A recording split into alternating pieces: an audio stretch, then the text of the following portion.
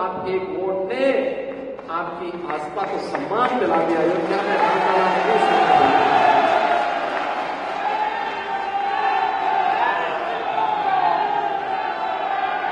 आपका वोट गलत हाथों में जब जाता था तो वह गलत हाथ रंगदारी वसूली करता था, लेकिन एक वोट सही हाथों में गया, सही पार्टी के साथ गया, तो परिणाम क्या है? अब रंगदारी नहीं, अब पीएम स्वनिधि योजना के माध्यम से स्ट्रीट वेंडर और व्यापारियों के लिए भी लोन के रास्ते खुले हुए हैं। एक बार नहीं, दो बार नहीं, तीन बार नहीं, यूपी के अंदर अब तक 18 लाख स्ट्रीट वेंडर को पीएम स्वनिधि योजना में ऋण की सुविधा उपलब्ध हुई है। 18 लाख लोगों को।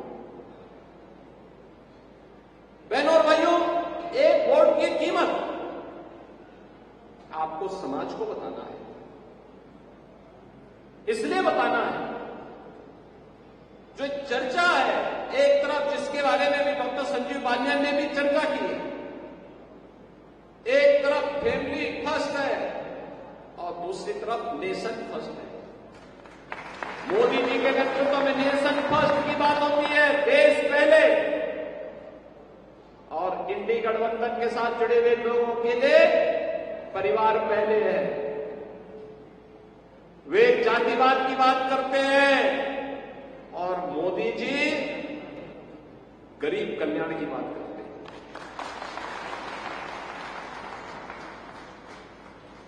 वे तुष्टीकरण की बात करते हैं, मोदी जी कहते नहीं, हमें संतुष्टि पे ध्यान देना होगा, सबका साथ सबका विकास।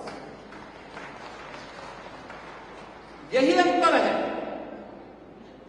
जो मोदी जी को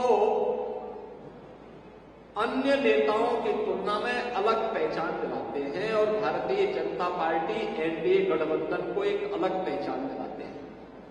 और उसी पहचान को जन जन तक पहुंचाने के लिए आपको जाना है, जिसके लिए हम लोग आए हैं।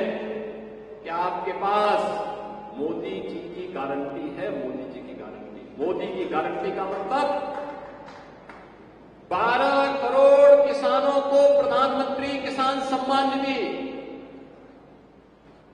मोदी की गारंटी का मतलब 4 करोड़ गरीबों को सिर ढकने के लिए छत, पीएम आवास योजना का लाभ। 12 करोड़ गरीबों को, गरीब परिवारों को, यानी 60 लाख परिवारों को, 60 लाख लोगों को, 60 करोड़ लोगों को, 60 करोड़ लोगों को 5 लाख रुपए की स्वास्थ्य बीमा का कवर। 2.5 करोड़ परिवारों को उनके घर के अंदर उजाला।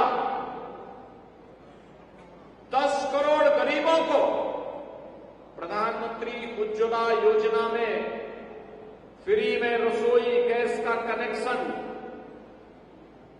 मोदी की गारंटी का मतलब हर बेटी और हर व्यापारी को सुरक्षा। नहीं तो पश्चिमी उत्तर प्रदेश में 2017 के पहले हम आते थे। मुझे याद है कपिल देव अग्रवाल जी के सभा में ही मैं आया था 16 में, और मैं आया था उस समय चुनाव प्रचार के लिए। क्या स्थिति थी उस समय, क्या तनाव का माहौल था। मैंने कभी ये तनाव के माहौल में आप लोग रहते हैं, इस तनाव से मुक्त तो करिए। और मैं धन्यवाद दूंगा कि मुजफ्फरपुर नगर वासियों को उन्होंने उस आह्वान के साथ जुड़ करके प्रधानमंत्री मोदी जी के नेतृत्व में विश्वास किया और उत्तर प्रदेश में भी भारतीय जनता पार्टी की सरकार लाने में मदद की, अपना आशीर्वाद दिया। 2014, 2017, 2019, 2022 ये लगातार आपका आशीर्वाद मिला। तो मुजफ्फरनगर लोकसभा सीट में ही, सरथना में ही प्रदेश का पहला स्पोर्ट्स यूनिवर्सिटी बन रहा है, वर्ल्ड क्लास यूनिवर्सिटी बन रही है। अब किसी बेटी पारुल चौधरी को अपनी प्रैक्टिस के लिए दुनिया के अंदर नहीं, बल्कि इसी लोकसभा सीट में उनको अपनी प्रैक्टिस करने का एक अवसर प्राप्त होगा, एक मंच प्राप्त होगा। और फिर मुजफ्फरनगर की बेटी भी अब जब किसी इंटरनेशनल प्रतिस्पर्धा में, किसी एशियाड में, किसी कॉमनवेल्थ गेम्स में, किसी ओलंपिक में गोल्ड मेडल जीतेगी तो डायरेक्ट तस्तरी में परोस करके डिप्टी एसपी का पद उनके सामने होगा। प्रिया ना, डिप्टी एसपी की सीधी नौकरी हमने दी ना। उस बेटी ने घोषणा कहां की थी? चीन में। उसे पूछा गया कि चीन का खिलाड़ी तो तुमसे आगे चल रहा था, तुम कैसे? उसने कहा जैसे वो आगे चल रही थी तो मैंने कहा डिप्टी एसपी का पद छूट जाएगा, तो मैंने उसके मारी अपनी पूरी ताकत और उसको पछाड़ करके भारत को गोल्ड मेडल जीता। अब होनहार खिलाड़ियों की जगह बनेगी मुजफ्फरनगर लोकसभा से, पहले से है, लेकिन उसको और एक नया स्वरूप, नए कलेवर के साथ, पूरी भव्यता के साथ, एक इंटरनेशनल खेल की हम यूनिवर्सिटी, स्पोर्ट्स यूनिवर्सिटी यहां बनाने जा रहे हैं। आज आपने देखा होगा डेवलपमेंट के कितने कार्य हुए, और डेवलपमेंट तब सार्थक है जब सुरक्षा हो। सुरक्षा के मोर्चे पर कोई कोताही नहीं, कोई कोताही नहीं। बेटी और व्यापारी की, अन्नदाता किसान की सुरक्षा में जो सेंध लगाएगा तो फिर वह भी देख रहा होगा कि उसको भी 10 बार सोचना पड़ता है कि अगर मैं लगाऊंगा तो फिर इसका परिणाम क्या होगा। बहनों और भाइयों, जो वर्षों से मांग थी आगे कि निजी ट्यूबवेल ऑपरेटर को भी, उस अन्नदाता किसान को भी फ्री बिजली मिले। यद्यपि प्रदेश में बहुत लोड आ रहा था, हमने कहा भी नहीं, अन्नदाता किसान के लिए करेंगे। और 2600 करोड़ रुपए इसी साल हमने बजट में अपने लिए किए हैं, तो इसके लिए किए हैं, जिससे उस पैसे को हम सरकार से देंगे और उनको फ्री में पानी, बिजली उपलब्ध करवाएंगे। सोलर पैनल भी उपलब्ध करवाए जा रहे हैं, बेहतर कनेक्टिविटी की जा रही है, सभी प्रकार की सुविधाओं से युक्त किया जा रहा है। और इसीलिए मोदी जी के आने के बाद पूरे देश के अंदर हम एक नए भारत का दर्शन कर रहे हैं। एक नया भारत, इस नए भारत के बारे में दुनिया के मन में सम्मान का भाव जगा है। आज भारत के पासपोर्ट की कीमत दुनिया के अंदर बढ़ी है, भारत की सीमाएं सुरक्षित हुई हैं, देश के अंदर नए नए संस्थान स्थापित हो रहे हैं। भारत एक सही दिशा में आगे बढ़ चुका है। एक नया भारत जिसमें सुरक्षा भी है तो समृद्धि भी है, जिस नए भारत में आजीविका भी है तो आस्था भी है। आप सोचो, क्या अयोध्या में राम मंदिर का निर्माण ये सपा बसपा और कांग्रेस के लोग करा पाते क्या? आप में से कितने लोग अयोध्या गए दर्शन करने के लिए? पूरा मुजफ्फरनगर ही जा चुका है। आप मुझे बताइए, अब तो नई अयोध्या के दर्शन हो रहे हैं ना, अब तो अयोध्या अच्छी लग रही है ना। आप सोचो,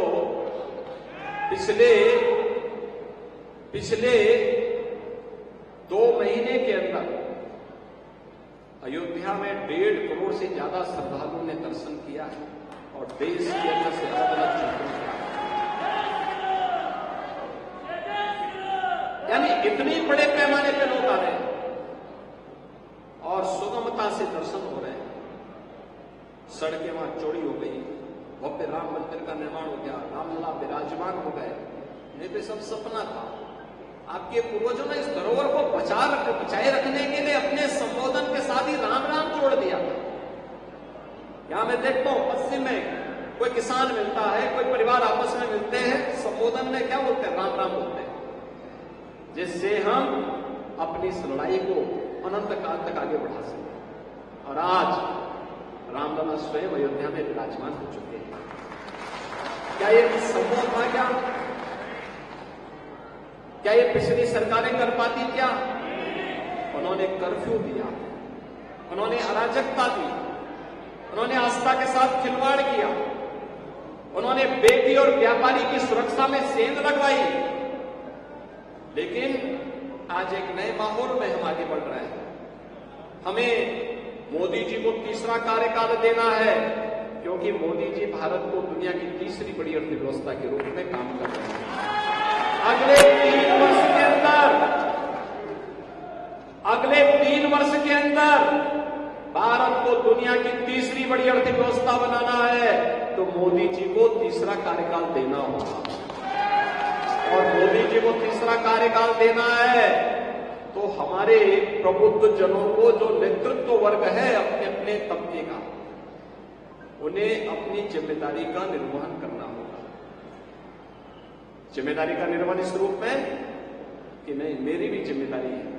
पहले वोट करने के लिए जाना है। आपका तो पहले चरण में चुनाव है, तो आप लोग तो 19 अप्रैल को चुनाव में आपको भाग लेना है।